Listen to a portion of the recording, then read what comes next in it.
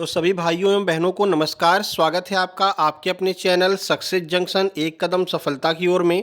मेरा नाम है अतुल शुक्ला और हम लेकर के आ गए हैं आपके लिए मध्य प्रदेश महिला सुपरवाइजर भर्ती 2025 2 अप्रैल सेकेंड शिफ्ट का एग्जाम एनालिसिस।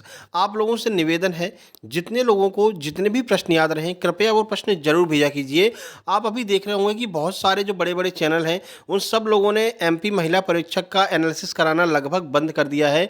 फिर भी हम अभी तक आपके साथ में बने हुए हैं, केवल आपके भरोसे पर कि आप लोग अपने क्वेश्चंस को जरूर भेजेंगे। ठीक है, तो कृपया अपने क्वेश्चंस को जरूर भेजा कीजिए। जैसे आज आप क्वेश्चन का इंतजार कर रहे हैं एग्जाम एनालिसिस का, वैसे कल कोई और कर रहा होगा। तो आपसे निवेदन है, कृपया प्रश्नों को जरूर भेजा कीजिए। चलिए वीडियो को लाइक करके चैनल को सब्सक्राइब कर दीजिए, जिससे कि आगे आने वाली सारी वीडियो आप तक पहुंच सकें।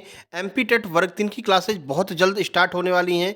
एमपी टेट वर्ग 3 की क्लासेज इसी चैनल पर शुरू की जाएंगी। ठीक है, चलिए सबसे पहले आपको बता दें, जिन लोगों ने हमारे सुपर सिलेक्शन नोट्स लिए हैं उनको यहाँ पर बहुत फ़ायदा हुआ है। यहाँ पर आप देख सकते हैं दीदी के 178 नंबर आए हैं और इन्होंने बताया कि सर आपके सुपर सिलेक्शन नोट्स से हमें बहुत मदद मिली है। उसके बाद में इनके 172 नंबर है, इन्होंने भी सुपर सिलेक्शन नोट्स ले रखे हैं। ठीक है, उसके बाद में इन दीदी के 143 नंबर, आज की सेकेंड शिफ्ट में इनका एग्ज़ाम था। ठीक है, और इन्होंने काफ़ी सारे प्रश्न भेजे। देखो 11वीं पंचवर्षीय योजना, मानक विचलन, ब्याज मूलधन, तो इसको अभी हम सॉल्व करने वाले हैं। जितने प्रश्न इन्होंने भेजे हैं उसको अभी हम सॉल्व करेंगे और इनका नाम है श्वेता व्यास। ठीक है, आपको बहुत बहुत धन्यवाद दीदी, आपने इतने प्रश्न भेजे हैं। उसके बाद में और भी लोगों ने यहाँ पर काफ़ी प्रश्न भेजे हैं और अपने नंबर 163 है इनके, इन्होंने सुपर सिलेक्शन नोट्स ले रखे हैं। यहाँ पर देख सकते हैं 182, इन्होंने भी सुपर सिलेक्शन नोट्स ले रखे हैं। तो आप भी चाहते हैं कि आपका भी एग्जाम अच्छा जाए, तो कृपया तुरंत से तुरंत सुपर सिलेक्शन नोट्स ले लीजिए, जिससे कि आप बचे हुए दिनों में इनसे रिवीजन करके जाएं और अपने नंबर कम से कम 15 से 20 नंबर बढ़ा सकते हैं। ठीक है, इसके लिए कोई खास प्रोसेस नहीं है। ये आपको स्कैनर दिखाई दे रहा है, इसका स्क्रीनशॉट खींचना, इसी पर आपको 199 रुपए का पेमेंट करके उस पेमेंट का स्क्रीनशॉट इस व्हाट्सएप नंबर पर सेंड कर देना है। तुरंत की तुरंत आपको complete super selection notes send कर दिए जाएंगे। इसके अलावा अगर आप एमपी टेट वर्ग 3 चयन परीक्षा या फिर एमपी पुलिस, एमपी आबकारी या अन्य कोई एग्ज़ाम दे रहे हैं, तो आप इस नंबर पर मैसेज करके अन्य एग्जाम्स के भी नोट्स प्राप्त कर सकते हैं। तो चलिए अब आज के क्वेश्चन देख लेते हैं। हालांकि क्वेश्चन आज हमारे पास में कम ही आए हैं, लेकिन जितने भी आए हैं हम कोशिश करेंगे डिटेल में आपको समझाएंगे। देखो सब लोग एनालिसिस बंद कर चुके हैं, लेकिन फिर भी हम आपके साथ में बने हुए हैं केवल आपके भरोसे पर। तो कृपया क्वेश्चन को भेजा कीजिए, वीडियो को लाइक किया कीजिए और शेयर किया कीजिए। ठीक है, देखिए मैरस्मस रोग पूछा गया था। कुल मिलाकर आज आपसे पूछा था कि प्रोटीन की कमी से कौन सा रोग होता है। ऑप्शन में मैरस्मस दिया हुआ था, कुपोषण से यह प्रश्न था।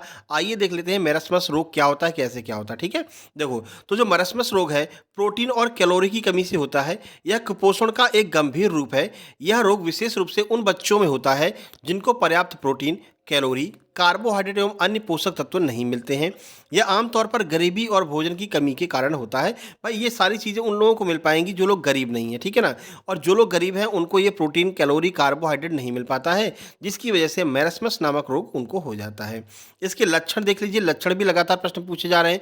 और आजकल जो प्रश्न पूछे जा रहे हैं भैया, आज सबसे ज़्यादा 15 प्रश्न मैथमेटिक्स से आए थे। तो ये मान करके चलिए कि मैथ के कुछ महत्वपूर्ण टॉपिक हैं। अभी आपको बताएं कौन कौन से टॉपिक हैं, उस पर हम ऑलरेडी वीडियो भी बना चुके हैं। मैथ को कंप्लीट करके जाइए, मैथ से 15 प्रश्न आज पूछे गए हैं। ठीक है, चलिए इसके लक्षण देख लीजिए। कमजोरी होगी, गंभीर रूप से कम वजन होगा, दुबला पतला होगा बच्चा। ठीक है, बच्चों का आकार और विकास अवरुद्ध होगा। लंबे समय तक मैरस्मस रहने से जो है भूख नहीं लगती है, त्वचा शुष्क रहती है, पतली और झुर्रीदार हो जाती है। ठीक है, तो इससे बचने के लिए क्या करना चाहिए, स्वच्छता और स्वास्थ्य का ध्यान रखना है। भोजन को उच्च ताप पर पकाना है। भोजन को फ्रिज करके खाने से पहले उसको गर्म कर लेना है। कभी भी भोजन को फ्रिज में रख करके नहीं खाना है, डायरेक्ट कि फ्रिज में रखा और ठंडा भोजन खा लिया, ऐसा नहीं करना है। जल जनित रोगों को फैलने से रोकने के लिए उन क्षेत्रों में स्वच्छ जल की उपलब्धता कठिन है। पीने, खाने, पकाने का स्नान से पहले पानी को उबाल लेना चाहिए। तो ये सारी समस्याएं हो सकती हैं अगर ये सारी साफ सफाई नहीं रखी जाएगी, तो मैरस्मस नामक रोग हो जाता है। ठीक है, और शिशुओं को 6 माह तक स्तनपान जरूर कराना चाहिए अगर आपको प्रोटीन की कमी से अपने बच्चों को बचाना है। तो ये मैरस्मस से प्रश्न पूछा गया था, डिटेल में हमने आपको बता दिया। डिप्थीरिया का टीका कब लगाया जाता है, बेसिकली उन्होंने ये बताया था सर, डिप्थीरिया से एक प्रश्न आया था और टीके से रिलेटेड प्रश्न था। तो देखिए डिप्थीरिया से क्या प्रश्न बन सकते हैं। हालांकि ऑलरेडी आपको बहुत सारी चीज़ें बता चुके हैं, लेकिन फिर भी एक बार देख लीजिए। तो डिप्थीरिया का टीका बच्चों को 2, 4 और 6 महीने की उम्र में लगाया जाता है। फिर 15 से 18 महीने और 4 से 6 साल की उम्र में लगाया जाता है। फिर किशोरों को 11 से 12 साल की उम्र में बूस्टर डोज भी दी जाती है। डिप्थीरिया होता क्या है, हमने आपको बताया है। डिप्थीरिया एक गले की बीमारी है, यानी हमारे श्वसन तंत्र को प्रभावित करता है। बच्चों के गले में यह जालानुमा आकृति बना लेता है, जिससे बच्चे को खाना खाने में, श्वास लेने में तकलीफ होती है। तो यह हमारे श्वसन तंत्र को प्रभावित करने वाली एक बीमारी है डिप्थीरिया। और फिलहाल में करंट के सिचुएशन में डिप्थीरिया बहुत ज़्यादा चल रही है। तो डिप्थीरिया से बचने के लिए आपको अदरक वगैरह, काढ़ा वगैरह पीते रहना है। आगे बढ़िए। टिटनिस से प्रश्न पूछा गया, सुबह भी पूछा गया था, इस शिफ्ट में भी पूछा गया है। टिटनिस का टीका लगवाने के फ़ायदे क्या होते हैं? अगर हम टिटनिस का टीका लगवा लेंगे तो क्या फ़ायदा होगा? देखो, पहली बात, अब ये तो सुबह वाला ही जो है लिख करके रह गया है, ठीक है। देखो, टिटनिस का क्या फ़ायदा होता है, हम आपको बता देते हैं। देखो, टिटनिस का टीका लगवाने से जो मतलब कि मान लीजिए लोहे से कोई घाव लग गया, या फिर ऐसा घाव जो हमको बहुत ज़्यादा प्रभावित करता है, यानी कि इसी को हम लॉकजा रोग भी कहते हैं। अभी सुबह ही आपको ये सारी चीज़ें बता चुके हैं टिटनिस के बारे में, ठीक है।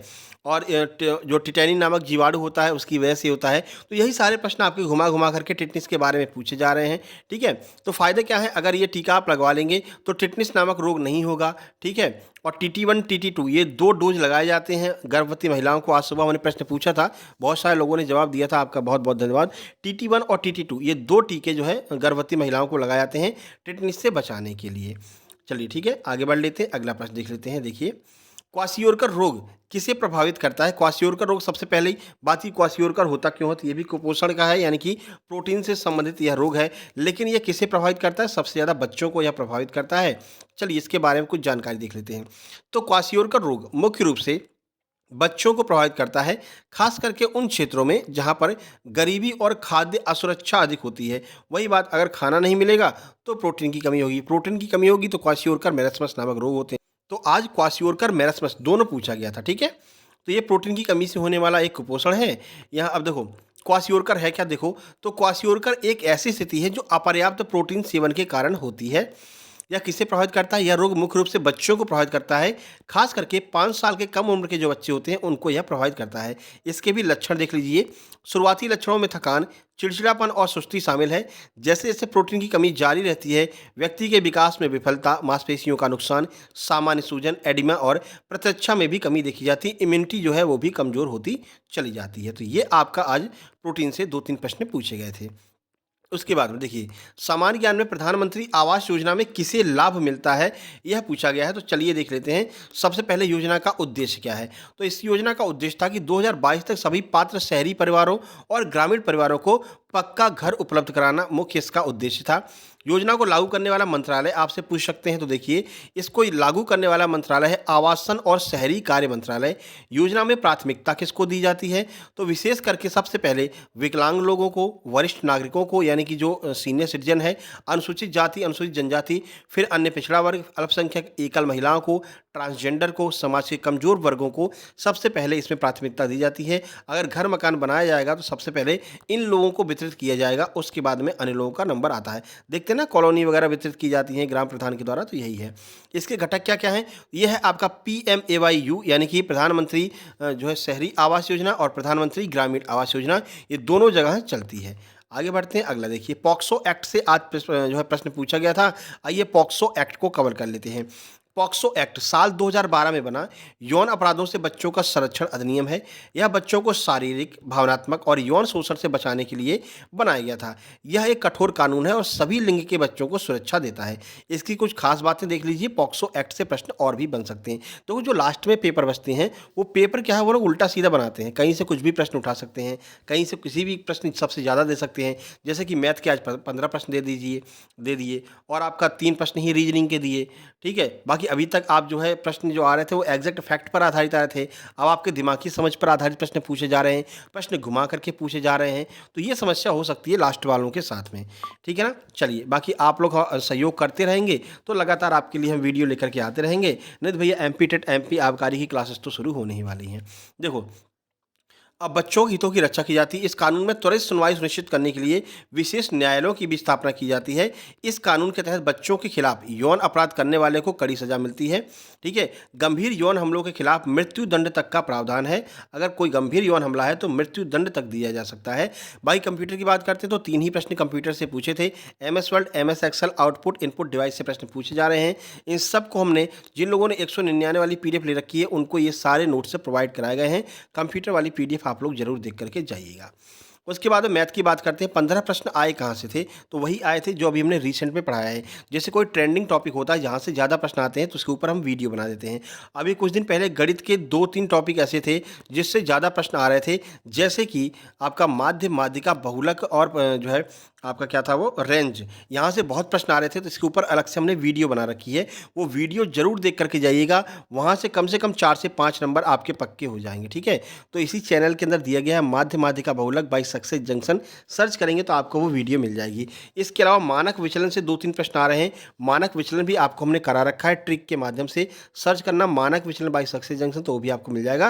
नहीं तो एमपी टेट, एमपी आबकारी क्लास शुरू करेंगे तो वहाँ पर हम डिटेल में आपको पढ़ाएंगे। तो मानक विचलन से 2 प्रश्न आए थे आज, माध्यिका से 2 प्रश्न थे, एक प्रश्न बहुलक का था, सिंपल इंटरेस्ट के 2 प्रश्न थे, और सिंपल इंटरेस्ट के एक प्रश्न में आपसे मूलधन पूछा जा रहा था। आपको पता ही है एसआई बराबर PRT अपॉन 100 होता है।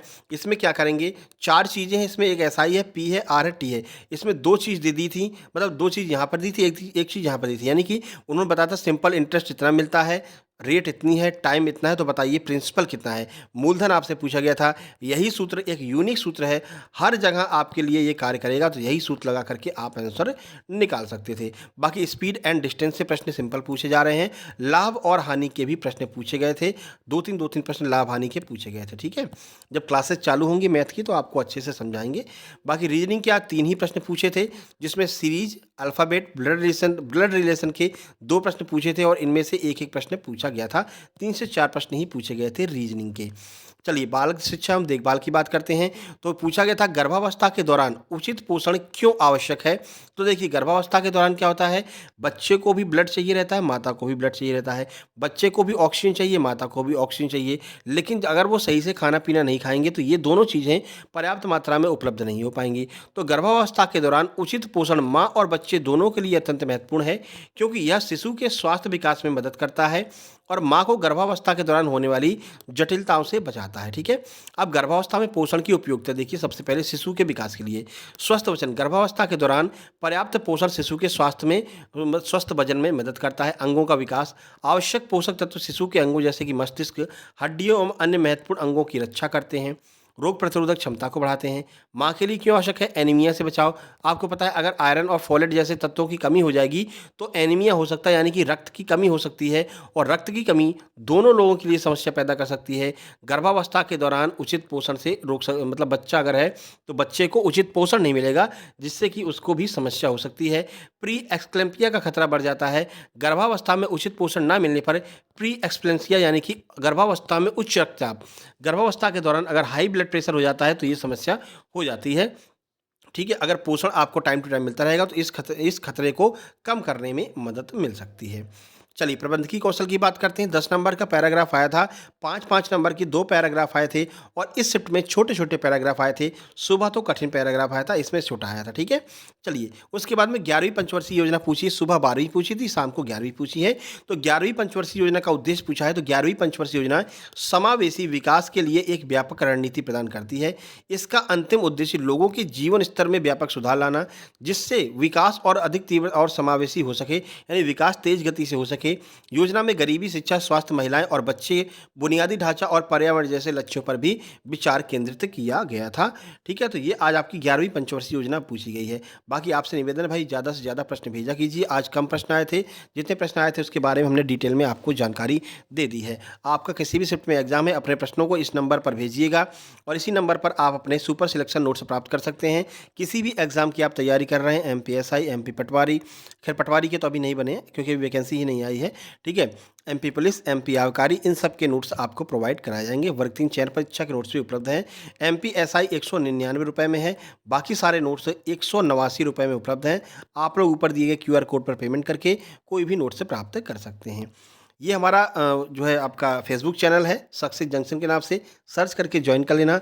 और इंस्टाग्राम पर हमारी आईडी है सक्सेस जंक्शन 777, उसको जरूर ज्वाइन कर लेना। वहाँ पर काफ़ी ऐसी चीज़ें जो आपके एग्जाम में बहुत ज़्यादा महत्वपूर्ण है वो वहाँ पर रील्स के माध्यम से हम कराते हैं।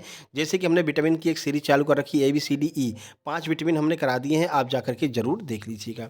चलिए मिलते हैं नेक्स्ट वीडियो में। वीडियो को लाइक करके शेयर सब्सक्राइब कर दीजिए और सबको बता देना भाई एग्जाम ऐसे सब लगभग समाप्त होने वाला है। MP टेट वर्ग 3 चयन परीक्षा की क्लासेज शुरू होने वाली हैं। MP आबकारी की भी क्लासेस शुरू होने वाली हैं। मिलते हैं नेक्स्ट वीडियो में, तब तक के लिए नमस्कार, धन्यवाद।